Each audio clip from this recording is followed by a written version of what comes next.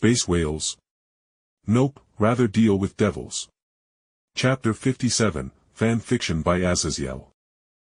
Running a Black Friday sale for the next week, November 26th, 25 to December 3rd, 25, with a 40% off first month and yearly subscriptions to my Patreon with this code 3B10. I exhaled in relief as the two goobers so absorbed in their antics that Kunou's face of disgust and understanding was disguised by her passive facial expression.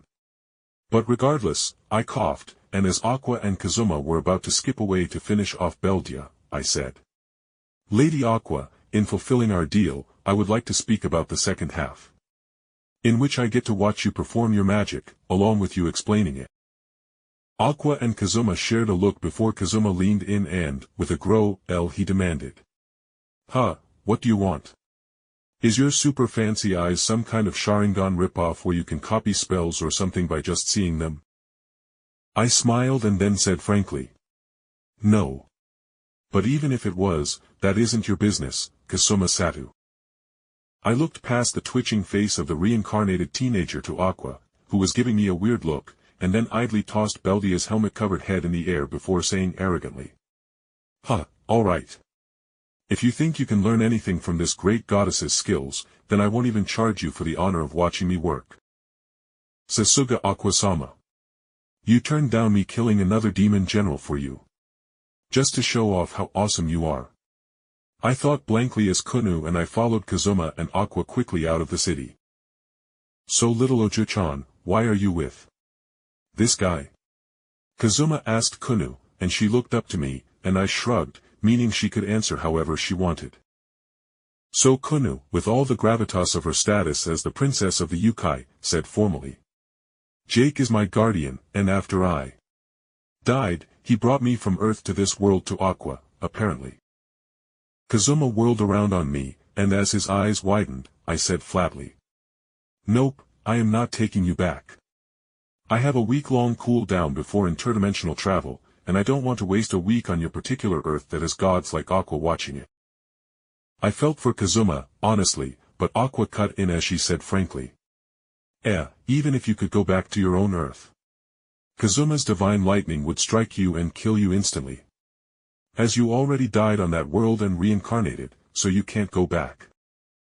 Kunou's face pinched at Kazuma's face of despair, but either way, I coughed as I said frankly, "So, Lady Aqua, does your resurrection spell take divinity to cast?" I asked, and without any shame, she happily nodded. "Yup. As the goddess Aqua, the goddess of water and life, I can bring people back to life easily so long as I have one of their hairs or even a scrap of the clothes they were wearing before death. But lesser archpriests can only bring someone back to life once, as the person who gets brought back to life has their soul get a bit mangled from having it torn from the afterlife." Aqua finished dully with a shrug that made my face twitch. "Do you have any idea how powerful a resurrection on-demand spell was? Fucking extremely powerful in the right hands, obviously. Even in just the world of DxD, I could use it to great effect. To say nothing of my ability to use it in other worlds to have their legends teach me their skills and magic in return for a new chance at life." And Aqua made it sound like if the person was raised by another mortal, that the resurrection was complete garbage. So I just kept a placid face as I said frankly, "Either way, I wish for you to show me your resurrection spell and a couple of healing spells." At my question, Aqua made a face, but then I had an idea. "Actually, Lady Aqua, I have a major favor to ask you." "What?" "I don't have any money to loan you." She snapped at me defensively, making my lips twitch before I took a breath and said with a put-upon expression of sadness, "Lady Aqua, in my reincarnation, I was forced to sign a terrible contract with the devil clan of the Citri line. I ask that you bless me so that when I go back home, I may use your holy waters to wash away the devils that bound my soul in chains."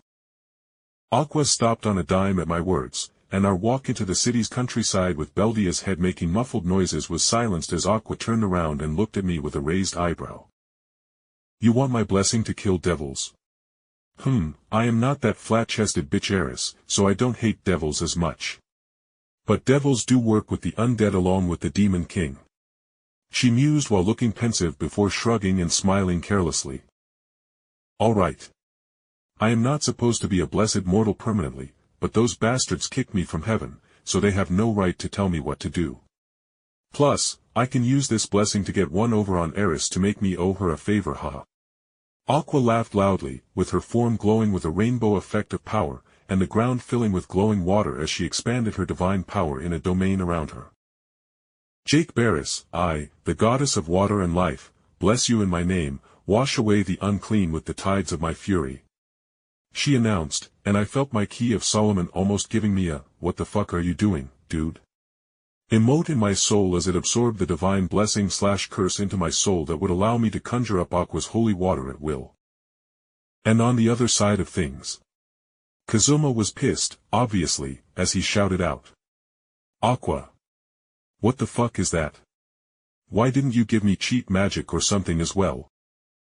With zero hesitation, Aqua whirled on Kazuma, who leaned back with his face scrunching up.